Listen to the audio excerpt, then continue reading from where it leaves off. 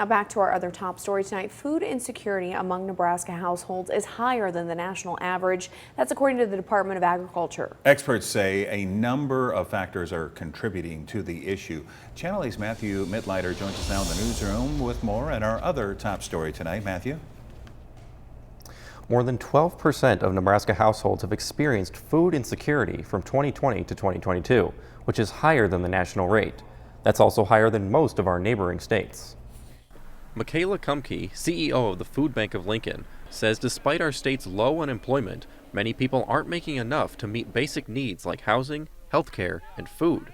It does surprise me that Nebraska as a state has a higher food insecurity rate, because when I think about our state, I think about the generosity of people. She says the problem has a lot to do with federal funding being left on the table by the state. Other officials say while the pandemic and inflation also contributed to insecurity, there's more that could have been done. Over the pandemic, there were some emergency food assistance programs that were of no cost to the state that we decided to end with the end of our state emergency declaration. We would love to have seen those continue for the 2 years that other states received them. Kumke said she recently met with a member of the legislature who toured the food bank, and they discussed how to better address insecurity moving forward. She says specifically that could mean increasing funding to assistance programs like SNAP.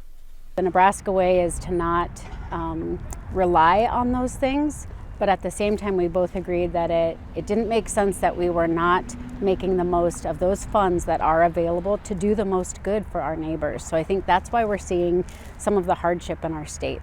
She says there's a number of other policies and programs that would be reasonable to give more funding to as well, but the important thing is to continue the conversation. I think it's reasonable that we look for solutions. They won't be easy, but not addressing them or shoving them off to blame parties will not feed people. And with the holiday season approaching, if you'd like to donate food or volunteer your time to the food bank, they say they have plenty of opportunities. All right, thank you so much, Matthew Mittleiter from the newsroom tonight.